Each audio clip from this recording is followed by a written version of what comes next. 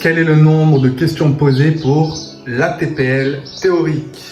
Bonjour à tous, j'espère que tout se passe bien pour vous. Je suis ravi de vous retrouver dans cette nouvelle vidéo. Bienvenue sur AEO Aviation pour ceux qui découvrent la chaîne.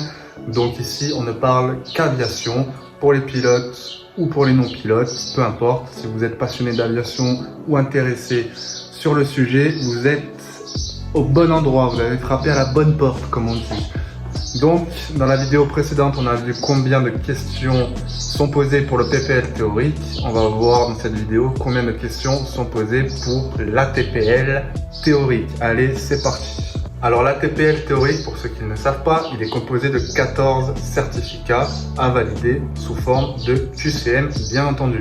Comme pour le PPL théorique, il vous faut un minimum de 75% de bonnes réponses pour valider chaque épreuve. Voyons de quelle épreuve il s'agit, combien de QCM pour chaque épreuve et quelle est la durée pour chaque épreuve. Allez, c'est parti. Alors vous avez tout d'abord le droit aérien qui est composé de 44 QCM pour une durée de 1 heure. Ensuite, vous avez connaissance des aéronefs. Il est composé de 40 QCM à obtenir dans un délai de 2 heures. Ensuite, vous avez instrumentation, composé de 60 QCM pour une durée de 1h30. Ensuite, vous avez le certificat masse et centrage, composé de 25 QCM à obtenir dans un délai maximum de 1 heure. Ensuite, vous avez les performances, composé de 35 QCM à obtenir dans un délai de 1 heure également. Ensuite, vous avez préparation et suivi du vol, qui est composé de 43 QCM à obtenir dans un délai maximum de 2 heures. Vous avez ensuite le certificat performance humaine qui est composé de 48 QCM à obtenir dans un délai de maximum, je vous laisse deviner, non allez, 1 heure.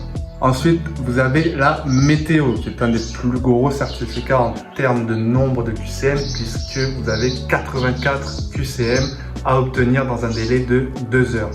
Vous avez ensuite la navigation composée de 60 QCM à obtenir en 2 heures maximum. Vous avez ensuite la radionavigation qui est composée de 60 QCM que vous devez obtenir dans un délai de 1h30. Les procédures opérationnelles, 45 QCM pour 1h15 maximum. Les principes de vol, 44 QCM pour un délai de 1 heure max. Les communications, donc VFR et IFR, composé de 48 QCM que vous devez obtenir dans un délai maximum de 1 heure. Et enfin, vous avez le petit dernier, depuis quelques années, pas plus, qui est donc le 100 QSA. Mais le 100 QSA, il n'est pas composé comme tous les autres sous forme de QCM. C'est une évaluation continue durant votre formation avec des mises en situation.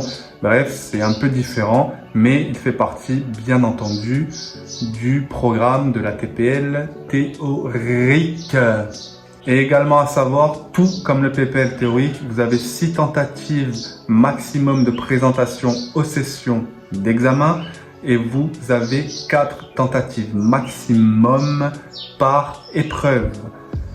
Et également, vous avez 18 mois dès votre première session d'examen pour obtenir l'ensemble des 14 certificats. Donc vous avez 1 an et demi pour obtenir votre ATPL dès que vous passez votre première session d'examen.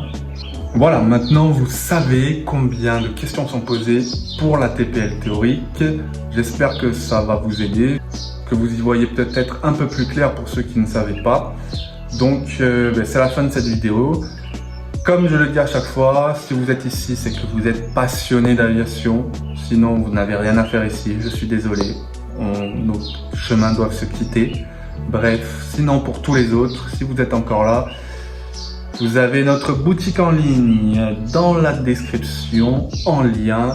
Je vous laisse aller jeter un œil.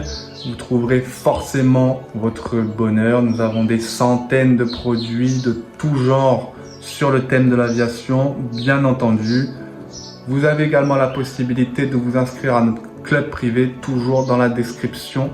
Ça vous permettra tout simplement de bénéficier d'offres exclusives sur tous nos produits. Sur ce, moi je vous dis à bientôt dans une prochaine vidéo. Ciao, ciao!